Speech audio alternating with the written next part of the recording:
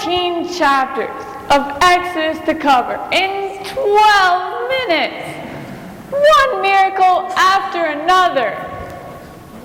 And with all those unpronounceable names begetting and begatting each other.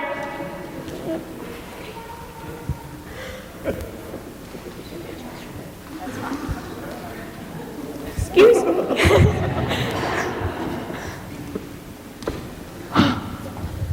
Why didn't I follow my mother's advice and go to law school? Let's see. One basket boat for a baby, one burning bush, one staff, one snake, frogs, gnats, flies, hail, boils, lots of blood, and a river. Okay, folks, let's get this show rolling. Our story picks up 200 years after the story of Joseph and his brothers left off. Over the years, the children of Israel stayed in Egypt, and they had children, and their children had children, and soon there were too many to count. Pharaoh, the king of Egypt, didn't like that.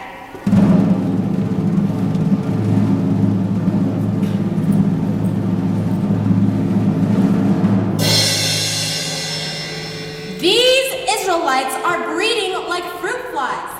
Soon there will be more of them than there are of us. That's a prospect that displeases our royal personage. I hereby declare that they shall be our slaves. If you please, your majesty, I shall work them to the bone at my brick factory. Oi! Such a pain I got since Shlomo dropped a brick on my big toe! Your toe? My aching back! God, if you wanted me to be a pack mule, why didn't you give me bigger ears? Why, oh why does that Michiganer Pharaoh insist on using sheep dung in the bricks instead of straw? Like the sweat of 1,000 camels, my hands are stinking. Ugh. God, I know we're the chosen people, but couldn't you choose someone else for a while?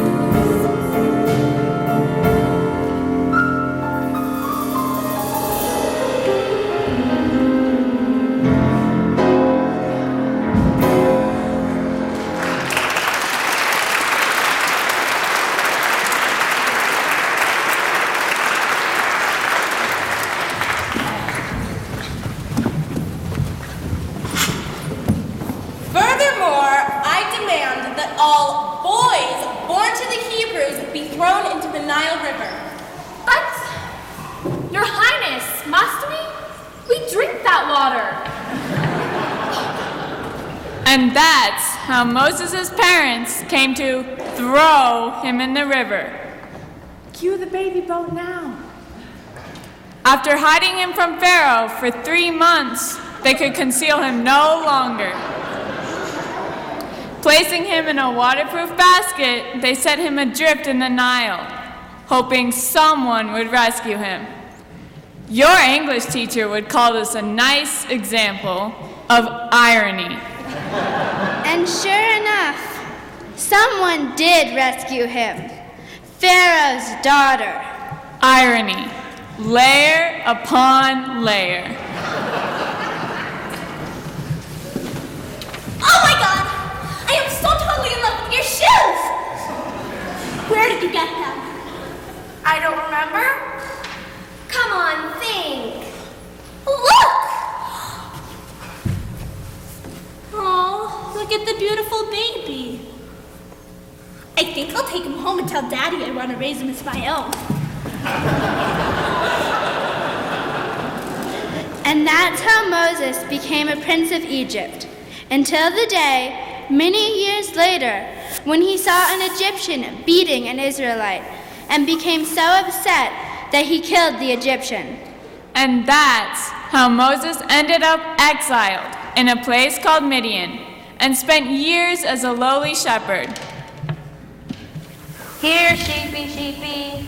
Where are you, sheepy? Until one day, while tending his sheep, Cue the burning bush. he saw a mysterious burning bush. It burned, but was not consumed, and there was no smoke, only fire. As Moses approached, a voice spoke from within the bush. Moses! Moses! Here I am. Don't come any closer. Take off your sandals. You are standing on holy ground. I have seen the troubles my people have suffered in Egypt. I have heard their cries. I want to lead them out of Egypt to a land of milk and honey. So, I am sending you to Pharaoh to bring my people out of Egypt. Pardon me, God, but I think you're talking to the wrong person. This is me, Moses. You don't want to schlep like me for your mouthpiece. Pharaoh won't listen to me.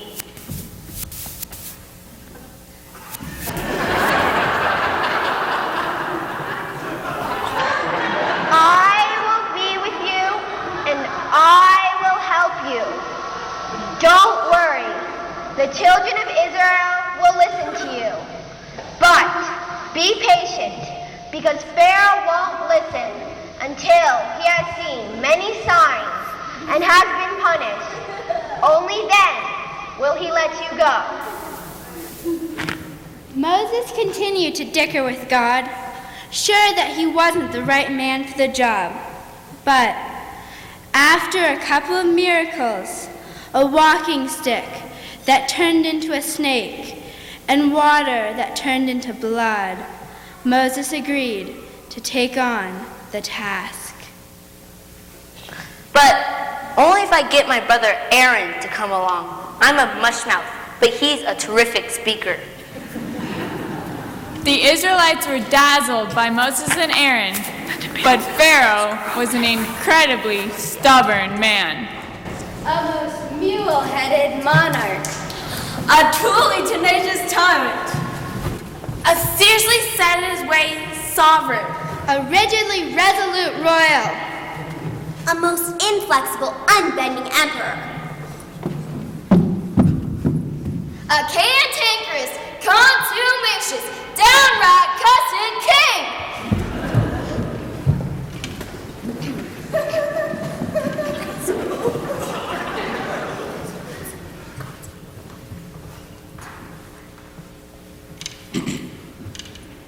Because you won't listen.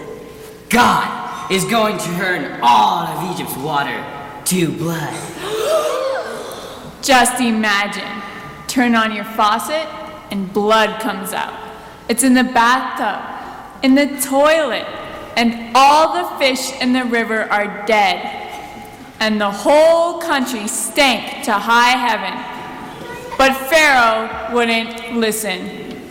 Stubborn, stubborn, stubborn, stubborn, stubborn.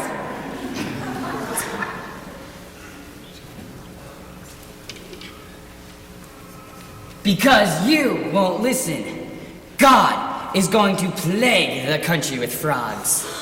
In your office, in your stove, in your bed, in your underpants. Egypt will be carpeted with slimy amphibians.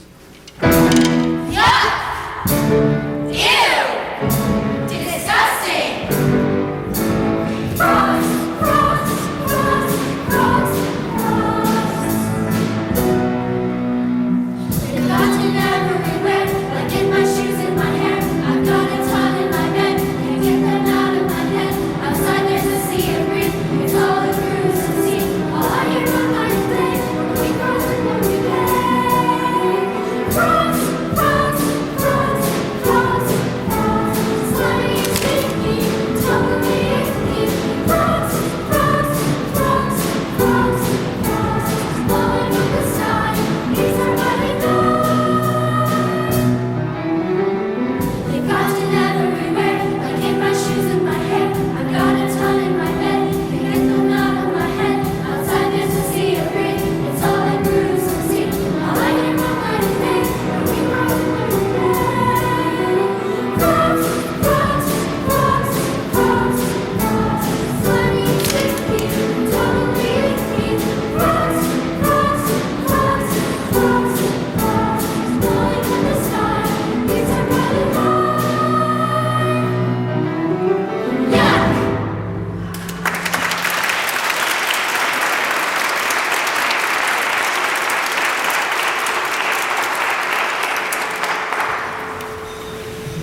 You'd have thought Pharaoh would let God's people go, but he didn't. Stubborn, stubborn, stubborn, stubborn, stubborn. And so, many more plagues followed. Gnats and flies.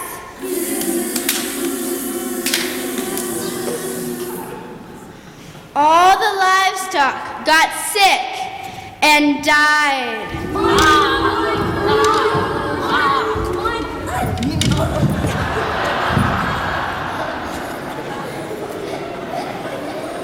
The Egyptians were covered with festering boils.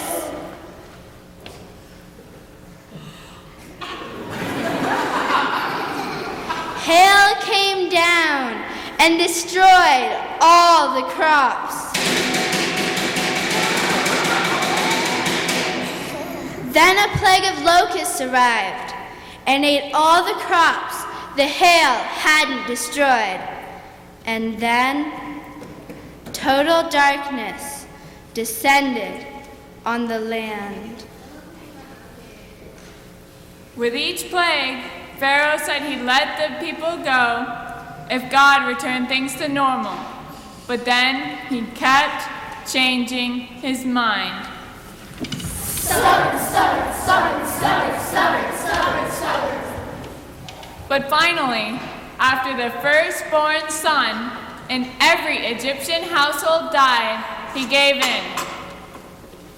Leave my people, you and all the Israelites. Go where you want. Worship God as you wish.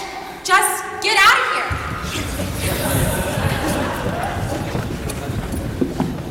And they did just that. But sure enough, after they departed, Pharaoh changed his mind. Summoning his generals, he and his army chased after the departing Hebrews, catching up with them just as they reached the banks of the Red Sea.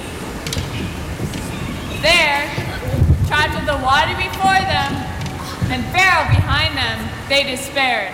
Oh my God! Don't be afraid. God has protected you before, and He will protect you now. Moses raised his hand over the sea, and the water split in two. The water lifted itself and made huge walls of water on either side. And the children of Israel walked across on dry land.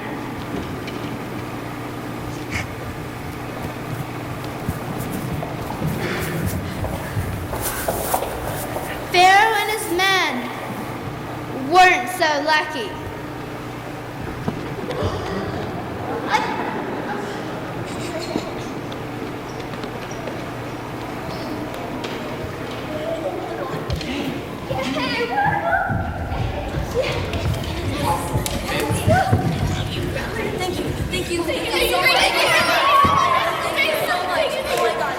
So, Moses, a great day, huh? But tell me, why do you suppose God chose a poor, tongue-tied shepherd from the middle of nowhere to release his people from captivity? Well, God certainly did not need me to get the job done, but he seems to want to work through and with us.